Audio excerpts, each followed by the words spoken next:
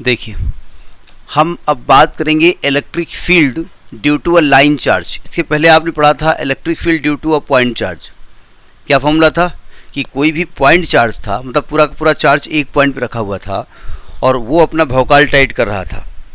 अब भौकाल मतलब दादागिरी, एक इलेक्ट्रिक फील्ड क्रिएट कर रहा था। तो फॉर्मूला था 1/4πε0 Q1 Q2 Q by are square. ठीक है, और जब उसको वेक्टर फॉर्म में कन्वर्ट किया था तो आर कैप से मल्टीप्लाई किया था। ठीक है, और जब आर कैप को आर अपान मॉड आर किया था तो वो था Q upon R cube into R vector, ये कंसेप्ट था। अभी टॉपिक समझिएगा, electric field due to a line charge. Line charge का मतलब हुआ कि हम अब चार्ज एक पॉइंट पे नहीं रखा हुआ है, हमने एक लाइन को, एक तार को, एक वायर को दे दिया और चार्ज उस पर डिस्ट्रीब्यूट है। मतलब कहने का मतलब ये हुआ जा करके कि हमने एक तार ले लिया AB, ऐसे इसको चार्ज दे दिया। अब चार्ज पूरे में डिस्ट्रीब्यूट हो गया। हमने चलो बता दिया आपको, हमने टोटल Q चार्ज दिया है, तो क्या बता सकते हो उसकी वैल्यू कितनी होगी? नहीं मालूम, नहीं बता सकते आप। तो अब क्या करना पड़ेगा? नहीं, टोटल चार्ज तो बता ही रहा हूँ मैं Q दिया है हमने, लेकिन हम ये नहीं बता सकते कि किस पार्ट में कितना चार्ज है। पूरा डिस्ट्रीब्यूट हो गया ना, तो यहाँ पर हम लीनियर चार्ज डेंसिटी मानेंगे लैम्डा है कि यूनिट लेंथ में लैम्डा चार्ज है। ठीक है, और हम इसका एक बहुत बहुत बहुत छोटा सा एक लाइन एलिमेंट लेंगे। ठीक है, और इस लाइन एलिमेंट की लंबाई कितनी लेंगे हम? अच्छा, इस पर एक पॉइंट मान लो C। अब इस C की लोकेशन बतानी पड़ेगी ना, ये पॉइंट है कहाँ पर। या तो ओरिजिन पे ले लो इसको, लेकिन ये कहीं भी हो सकता है। अब कोई पॉइंट कहीं भी हो सकता है तो उसकी लोकेशन बताने के लिए, उसका पोजीशन वेक्टर बताने के लिए हमको एक ओरिजिन चाहिए। तो हमने कहा देखो भैया ऐसा है कि ये ओरिजिन है, ये ओरिजिन है, और ये जो पॉइंट है ना यहाँ से कुछ दूरी पर है। हमने कहा इसकी पोजीशन वेक्टर इसका कैपिटल R है, मैं मान लेता हूँ। ठीक है, और ये जो हमने लाइन एलिमेंट लिया है ना छोटा सा, इसकी लंबाई कितनी है? DL। और इसकी वजह से यहाँ पर एक पॉइंट P है जहाँ इलेक्ट्रिक फील्ड निकालना है। अब पॉइंट P कहाँ है, इसकी लोकेशन कहाँ से देंगे? हम तो लोकेशन ओरिजिन से देनी पड़ेगी।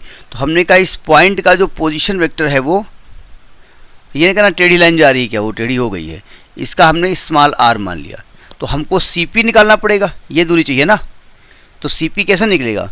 Position vector of P minus position vector of C, यही होता है ना। तो लैंग्वेज समझ में आ गई, हम कैसे इसको लगाएंगे? हम कहेंगे कि एक AB वायर है, इसको मैंने चार्ज दिया। ठीक है, मतलब हम इसलिए बता रहे हैं कि अगर आपको अपने आप कहना होगा तो उसको ड्राफ्ट कैसे करेंगे।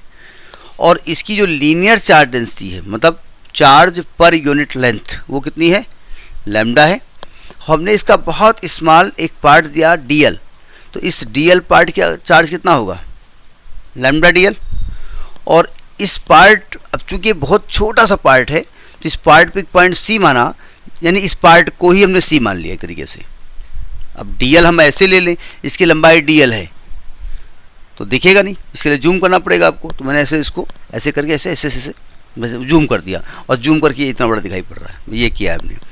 और इसका जो पोजीशन वेक्टर है वो कैपिटल R है, और एक पॉइंट P है जिसका पोजीशन वेक्टर स्मॉल r है, इसकी वजह से इलेक्ट्रिक फील्ड निकालना है। तो इलेक्ट्रिक फील्ड का फार्मूला जो हमने बताया था, E बराबर 1/4πε0 Q अपान R स्क्वायर। ठीक है, और जब वेक्टर फॉर्म में दिया था तो हमने कहा था यहाँ R कैप से मल्टीप्लाई कर दो, और जब इस R कैप को मॉड R वेक्टर R अपान मॉड R किया था तो यहाँ पर ये R क्यूब बन गया था, याद है ना। तो यानी इस फॉर्म में लिखा जाएगा, और यहाँ पर चूंकि पोजीशन वेक्टर का फॉर्म है तो पोजीशन वेक्टर के हिसाब से लिखा जाएगा। तो इस टॉपिक का कंसेप्ट समझ में आया, हम कहना क्या चाहते हैं? ठीक है, थोड़ी कहानी लिखिए। Let AB is a line element, AB is a line element having uniform linear charge density। Linear charge density मतलब चार्ज पर यूनिट लेंथ। हमने आपको linear charge density, surface charge density और वॉल्यूम चार्ज डेंसिटी बताया था होती क्या है। ठीक है, linear charge density lambda. Consider a very small element of AB DL। Consider a small length element DL, ऐसे लिखिए। consider a very small length element dl of AB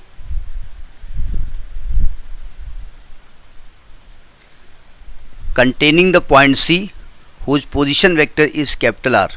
जब हम पोजीशन वेक्टर कह रहे हैं तो वो एक ओरिजिन हमने लिया है, वो अंडरस्टूड है, वो बताने की ज़रूरत नहीं है। whose position vector is capital R, there is a point P, there is a point P, there is a point P having the position vector small r, having the position vector small r, where the electric field due to AB, electric field due to AB is required,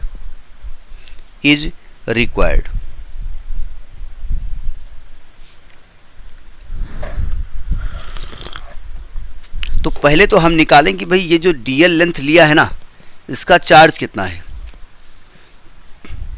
charge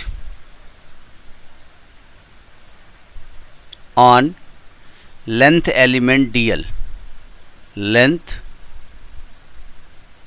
element dl, इसको हमने dq मान लिया, तो क्या ये charge lambda dl हो जाएगा। Unit length पे लैम्डा है तो जितनी भी लेंथ है उससे मल्टीप्लाई कर दो तो उसका चार्ज निकल आएगा। अब इलेक्ट्रिक फील्ड निकालें due to dl at point P, electric field at point P due to dl, इस इलेक्ट्रिक फील्ड को हमने dE मान लिया और वेक्टर फॉर्म में हम लिख रहे हैं, तो क्या होगा देखिए ध्यान से, 1/4 पाई एप्सिलॉन नॉट dq अपान, कहाँ पे चार्ज रखा हुआ है, C पे रखा है ना, तो CP वेक्टर लिखेंगे ना, CP वेक्टर का मॉड का क्यूब इंटू CP वेक्टर, ये तो लिखा जाएगा। आप ये ध्यान रखिए, यूनिट वेक्टर जब लगाते हैं तो यहाँ स्क्वायर लगाते हैं, यहाँ वेक्टर हम लगा रहे हैं, तो ये हो जाएगा 1/4 पाई एप्सिलॉन नॉट, dq क्या है, dq है लैम्डा dl, CP क्या है, small r minus capital R का मॉड का cube into small r minus capital R, ये आपका इलेक्ट्रिक फील्ड निकला। लेकिन आपको तो electric field due to whole AB निकालना है और आपने तो स्मॉल dl के लिए निकाला हुआ है, तो नियम यह है कि भाई हम AB के बहुत सारे टुकड़े कर दें, dl dl dl dl सबको, और सबकी वजह से इलेक्ट्रिक फील्ड निकाल लें, ठीक है, और सब इलेक्ट्रिक फील्ड को उठा के सम कर दें, और सम करने को ही मैथमेटिक्स की भाषा में क्या कहा जाता है, इंटीग्रल। तो टोटल इलेक्ट्रिक फील्ड निकाल लें, electric field at P due to whole AB, ये इलेक्ट्रिक फील्ड हो गया। तो हम क्या करेंगे, इस इलेक्ट्रिक फील्ड को जो D निकाला है इसको हम इंटीग्रेट करते हैं। अब लिमिट नहीं लिखा हमने अभी, कहाँ पे पाई, ये पाई दिख रहा है आपको, ये पाई दिख रहा है, अच्छा वाह भैया वाह, तुमका पाई दिख रहा है, चलो हम लैम्डा लिखे दे रहे हैं। जब हमने लैम्डा बोल दिया तो लैम्डा होगा। जैसे मैं एक कॉलेज में पढ़ाता था तो बाई चांस केमिस्ट्री हमको दे दी गई, तो केमिस्ट्री भी तब मैं पढ़ाता था, छोड़ दिया बीच में, तो अच्छा साल्ट बहुत बहुत बहुत पुराने थे, तो अब जैसे कोई एक्सपेरिमेंट कराएं तो उसमें लिखा होता था कि इसको ये मिलाने पर ब्लैक गैस निकलेगी और गैस वाइट निकल रही है। हमने कहा कौन सी गैस है, लड़कों ने कहा वाइट, हम कहा इधर आओ, 2 घंटा आप मारा ना लाए कहीं के, कौन सी गैस है, अब देखिए वाइट गैस है, किताब में क्या लिखा है, ब्लैक गैस है, तो कौन सी होगी, ब्लैक गैस है, तो कौन सी गैस है, ब्लैक गैस है। हाँ वो तो ब्लैक बुक में लिखी तो निकलेगी ना ब्लैक, वाइट क्यों देख रहे हो तुम। तो उन्होंने शिकायत की मैनेजर से कि साहब वो तो निकलती वाइट गैस है, कहते ब्लैक गैस है। तो मैनेजर ने हमसे पूछा, हम कहा ये बताइए जब साल्ट 10 साल 15 साल पुराने हैं और सब मिक्स हो गए हैं, वो साल्ट आप मंगा नहीं रहे हैं, तो अगर जो एक्सपेरिमेंट में लिखा होगा वही तो निकलेगी ना, तो हम वही निकालते हैं जो निकलनी चाहिए थी, जो निकल रही वो मत देखो। तो यानी जब हम लैम्डा बोले तो लैम्डा ही देखो, खैर वो अलग की बात है।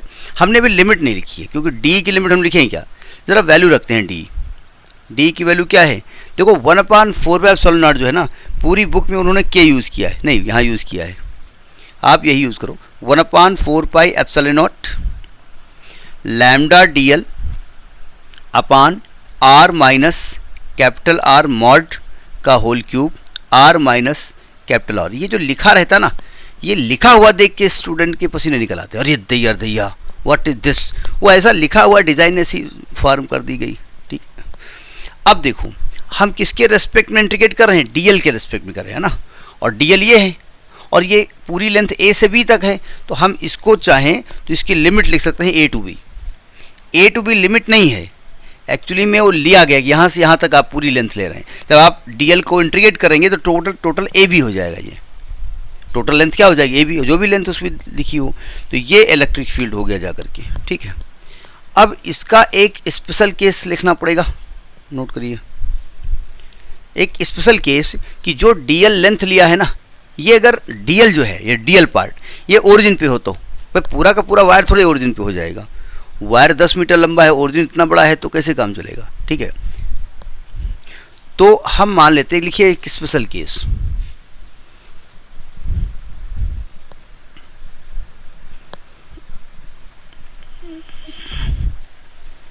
इस डायग्राम को रब करना पड़ेगा, दोबारा बनाएंगे डायग्राम। देखिए इफ द पॉइंट C, एक स्पेशल केस है यहां पर, special case, if the point C on the line element DL, line element DL lies at the origin, lies at the origin। देखो अभी क्या हो रहा है, ये जो आपने लाइन एलिमेंट लिया था ना AB,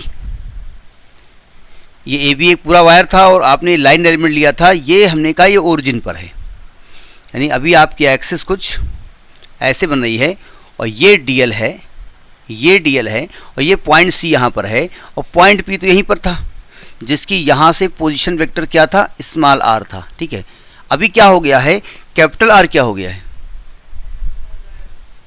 तो गायब लिख दें, capital R is equal to गायब is a mathematical word, capital R क्या हो जाएगा, तो देन कैपिटल R जो हो जाएगा वो 0 हो जाएगा। इसको एक क्वेश्चन नंबर, अरे 1 मत डालिए, 0 हो जाएगा। ठीक है, देन जब हम DE निकालेंगे तो आएगा 1/4 lambda DL upon mod R का क्यूब इंटू R वेक्टर, ही तो आएगा।